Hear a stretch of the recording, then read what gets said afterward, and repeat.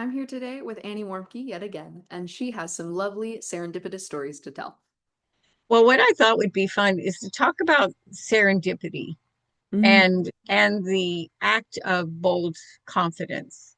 And that has influenced my life quite a lot. So I was thinking about that story. I had been in Costa Rica as a tourist with friends and my family, and I didn't like the way it felt. It felt like we're all just sort of floating and taking advantage of things, but we weren't giving anything back. So I decided that what I would do is come home and organize some women who were in leadership in this country around what we call women's issues. They're everybody's issues, but we call them the women's issues.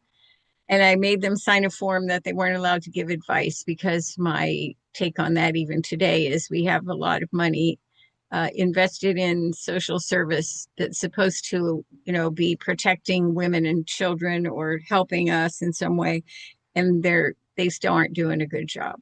Mm. So if you have no money or very little money and you are doing some really valuable things, then that seems worth looking at. My first trek was to Costa Rica, and Hmm. I had met some women there that started a peace radio station. They were from the US mostly, and that was kind of cool. So I was thinking about this when I land in Chicago after my trip to Costa Rica, and I'm going to speak at a conference on women's funds. And I'm going down the hallway, and I see this incredible looking woman. I think she had something on her bag that said "Fly in Costa Rica" or whatever. And I spoke to her in Spanish, and she stopped and she said, "Oh, what's your name?" And she's very friendly. And I said, "Where are you from?" And she said, "Costa Rica." And I said, "Really?" And she said, "I'm the director of the Oscar Arias Foundation." Now, Oscar Arias won the Nobel Peace Prize for Mm. doing away with the army in Costa Rica, Central Mm. America.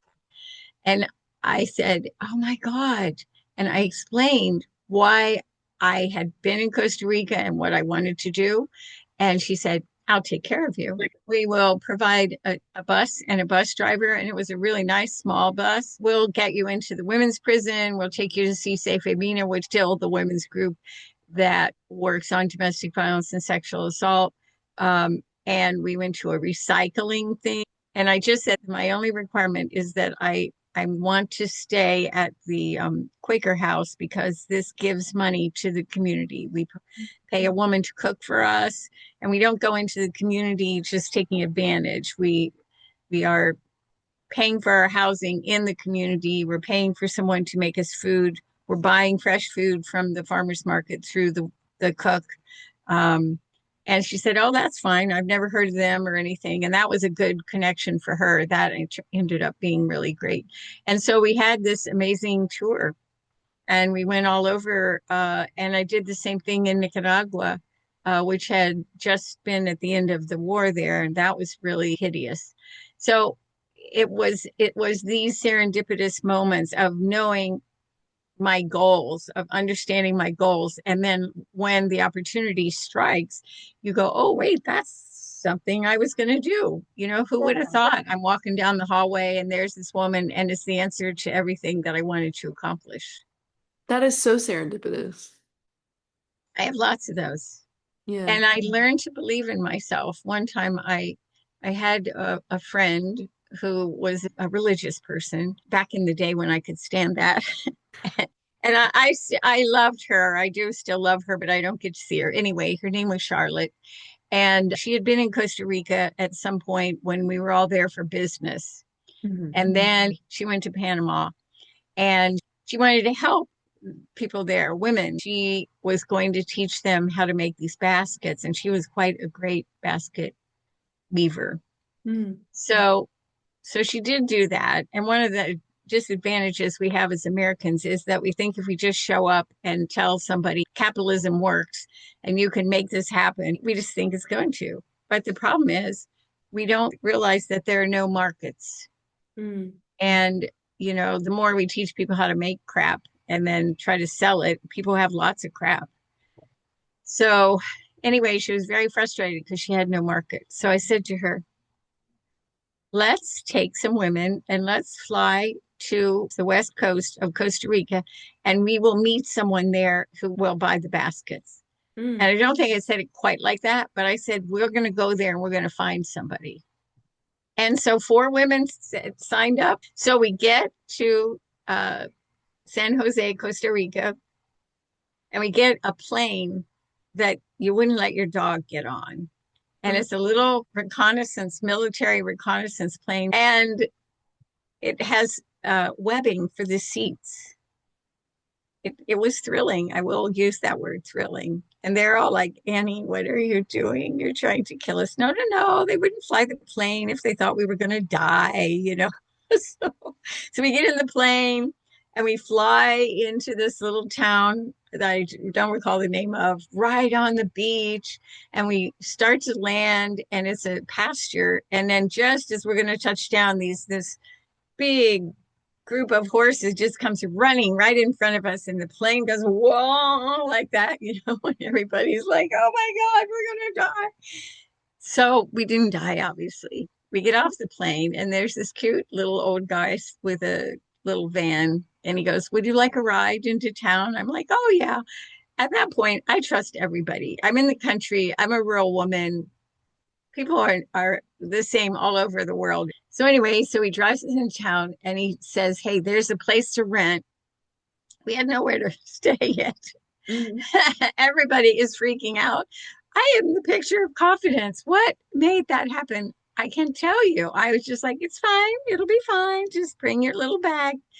And so we go over where the guy told us, and there was this wonderful, really junky, funky house right on the beach with a big papaya tree, just waiting to drop papayas on the house at night, scare the hell out of us. But then we could eat them in the morning. And there were fruit rats, not in the house, but there were fruit rats everywhere enjoying themselves. And everybody was so thrilled that we were at the beach. They forgot to be afraid. Now I'm getting nervous because I'm thinking, all right, what's next? So I got up early. I go around and talk to all these little shops, and all they could say was, it's so good you came now because the French are getting ready to gentrify everything, and all this will be torn down for high rise apartments. So now I was feeling like this is a one time event in life, and I'm going to savor it. So I get a taxi, I go get the women, and we start up the coast because I feel like that's where we should go. And I asked the taxi driver, and he goes, hey, there's a woman from Nicaragua that owns a shop at the border. Want to go? I'm like, yeah. So we go to the shop. It's really nice, it's very upscale, and the woman isn't there. I was like, oh, I've done this and I've brought everybody here. And then the woman says in Spanish, but it's okay because she will want everything you have. It's like, what? So I say, okay, what will she pay? And she writes down a number as to what the general thing, because I had some pictures. And we all look at each other, and Charlotte looks at me and she goes, just say yes. Mm. And we sold every basket those women ever made to Wow. that little shop. So I entered sainthood briefly that day. For many people, for the women who needed to have something, any revenue, and Charlotte, who thanked God. I'm like, God had nothing to do with this. The universe was talking. But the thing it showed me, when I got women out of prison, or, the Oscar Arias thing, or any of this stuff, it's like, listen to yourself. You have a lot of things that are like constantly taking in data you're not even aware of. Listen to yourself Mm. and then feel bold about it. Do it. And also tell people. This is probably the worst part. Tell people. Mm. So when I wanted to move to the country, when I lived in Florida, I got a realtor, and she said, well, you qualify for a $350,000 house. And I looked at her and I go, but I don't want a $350,000 house because there's a mortgage that goes with that. And I don't want to write that check every month. I Mm. don't need, first of all, Willow, I've always had this thing about having fancy anything. Mm. I feel like it creates this horrible barrier. And it also sets you up to be somebody, at least that I am not. Mm. Jay always says I would give everything away if I could. And he's the one at the door saying, don't do it. So I think you have to invest in order to have, a good life. But I don't mean the stock market. So Mm. anyway, then the realtor says, and you need a pool. It's like, no, I have a baby. I don't want a pool. She might die in the pool. Mine might die saving her. I get myself hysterical if something was wrong. Mhm. Anyway, so she just couldn't give this up. And she kept calling me with these houses. And so finally one day I wasn't feeling too well. So I didn't go to work and I drove around. And I saw this for sale sign at Lister Road.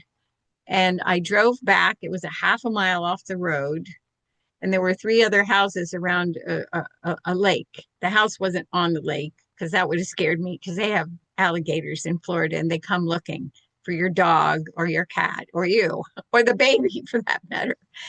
Oh, yeah. And they used to come and take the alligators out like once a year and it wouldn't even be a month and they'd be back.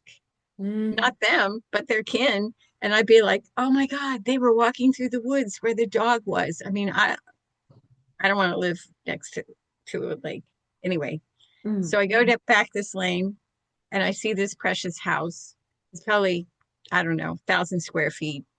And it's 2 stories and it's just surrounded by these huge live oak trees. So it's like a tree house. And I said to myself, oh, that's the house I'm going to live in. I didn't even look at it. I just turned around and left and then went home and called the realtor and said, I want to buy that house. And she goes, well, don't you want to see inside? I go, yeah, sure, that's fine, but I want to sign something right now. And she said, well, we already have a contract. I go, that's fine. I don't care. I'm going to live in that house. And she just laughed and she said, well, we can sign something. You can be second, but it's guaranteed. They're showing up in 3 days to, finalize everything. I was like, that's fine. I don't care. I'm going to live in that house. So I tell Jake, we're going to live in that house. We drive back and we look around, and then we leave. And then I knew who had lived in the house, an attorney I had worked with. And so he said, yeah, we want, it was like 89,000 for this 1,000 square foot house, which was a bargain on a quarter acre. And I said, okay, fine. So I told him, I'm going to live in that house. He goes, oh, that'd be really nice. I've always liked you. It's nice to think about because they were moving into a huge house. So I go next day to lunch with my benefactor, Kiki. And Kiki believed in me 1,000,000%. When you're Catholic or probably any Christian, you're supposed to do good deeds. You're supposed to, feed the hungry, help the widows, help the people who have less. And so she believed that if she funded what I did to fight for women to have rights, particularly women who were in prison, that she would go to heaven. And I was like, okay, whatever. I don't mind you living off of my my hard work. And she'd be like, it's not that hard work. It's good deeds. You're doing good deeds. And I'd be like, you can think about it like that. I do not. So the next day we're going to have lunch. She says, so when are you moving into this house? Because I told everybody I found the house. And I said, oh, I don't know. They got a second on it and it seems a pretty done deal. And then the realtor calls while I'm talking to her and she says, they backed out and you can come sign the papers. So I said, see, it's going to all work out. So I go home and we signed the deed. And about a week later, they call up and say they're not going to make the loan because we had filed bankruptcy in 1990 and we had our personal home in it. And so they wouldn't do it. But I had the wherewithal to say, well, what would you loan? Could you send it in writing? Mm. So the next week, I go to lunch with Kiki again. She goes, so when are you moving? And I said, I'm not going. They're not making the loan. And she pulls out her checkbook and she writes a check for $25,000 and she pushes it across the table and she said, yes, you are moving into that house. I don't Oh. want to ever hear anything about it again. So I called the realtor. She started crying. She said, this is the most amazing thing. You said you were going to live there. Everything went the other direction and you never gave up. And now you're going to pay cash for half the house or the fourth of the house and whatever. It's like, I told you I was going to live there. This is what I mean. You've got to have this kind of boldness. It isn't being a stinker. It's just saying, I believe in what I'm doing and I will see the path. Yeah. And it may not work the way you think. I would have never dreamed that's the way it was going to be for me to move into that, house that was really inexpensive. Mm-hmm. So I have two other stories that Mm-hmm. I really love. One of them is about a woman named Miriam Klubach. She was a professor at Ohio University in social work. And the woman she taught with, Pat Basil, was also a professor. But when I had gotten my grant from the state of Ohio to go back to school and learn to be a counselor so that I could get freedom from where I was being a battered woman. In the beginning, I was very quiet. I was terrified. I'm in a group of people that were many ages, and we were all in this group together, and we went through the classes together. And if you failed one class, then you had to wait till the next year. So I had to get it right every time, which was also a lot of stress. Mm-hmm. And so at the end of my first year in school, Miriam Klubach calls me in and she said, "There's a conference in Atlanta." So Athens, Ohio is a long way from Atlanta, Georgia. And I had a little yellow Chevy love truck that you could look through the floor when it rained. Your feet got really, really wet from the water coming in to greet you. And I was afraid to drive it hardly anywhere because I needed it to last till I got out of college. But anyway, so Miriam Klubach calls me in and she says, "There's a conference in Atlanta, Georgia, and we have signed you up to go." And this did not compute to me. She said, "And you're going to give a talk about how you work with people." And I just burst out sobbing. I mean, not just crying, sobbing. And I said, "I can't go. I can't spend the money that I took out a student loan for $1,500 so I would have money when I graduated to move at a 0.5% interest. Think of that. $1,500. That was a lot of money. I've never had $1,500 in my life, but I hung on to it because I knew it would cost money to resettle. And I was determined that I was going to be free and I was going to be safe. So I said, I can't go. I can't go because I can't go. I physically can't go, but emotionally I cannot do this. And Mm-hmm. she calls Pat Basil in and they sit down and they go, "Well, your grade depends on it." And I sobbed really, really hard. And I said, "I can't do it." And they said, "We knew you'd do this. We knew you'd say this, but you have no idea what's inside of you. You have no idea what you're capable of. We do.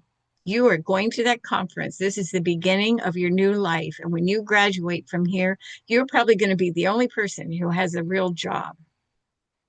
And I was like, "I can't go. I can't go." And they said, "Well, so what are your problems?" Because, they're the counselor professor. And I couldn't stop crying for a while. And I think I was mainly letting release of a lot of things because I was pretty upset. And I said, "Well, I don't have a vehicle." "No, we've arranged for somebody to drive you." "And I don't have money for a hotel." "Oh, no, that's all taken care of. You're going." So that's what I did. Changed my life. Those women really believed in me. They gave me opportunity. They looked for opportunity for me. They arranged for me to take my composition class with a Professor Knudsen. I found this out Yeah. later. And so everybody in the class was a freshman except for me. And the first day we have a spelling test. And we come back the next day and he hands me my paper. And it has a big A with a circle around it. And I think they must have changed how they grade because I mean I hadn't been in school for a while.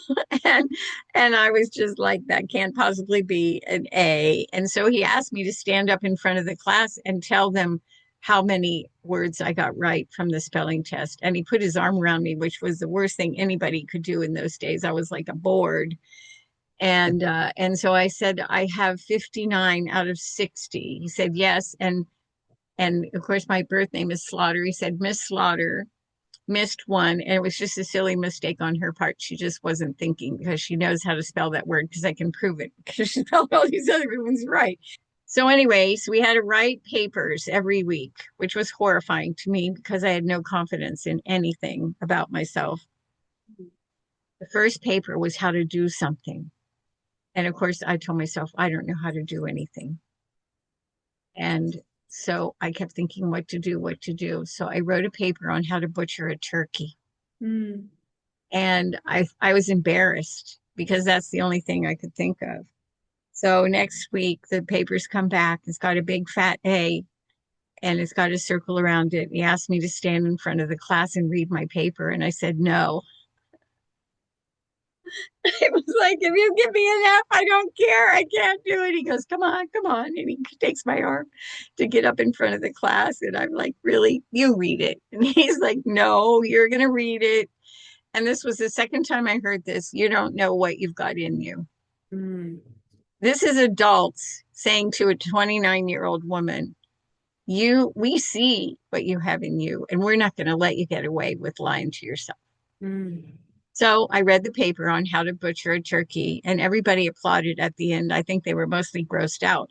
But I told a little funny story in the middle about my daughter taking the legs after they'd been cut off and saying, I'm going to eat you now. I mean, it wasn't probably a good enough story. Nothing to write home about, I don't think, but he loved it. So this is the key to my career. One is to invest in others. And then beyond that, how is this investing in lots of things in life and not just my bank account?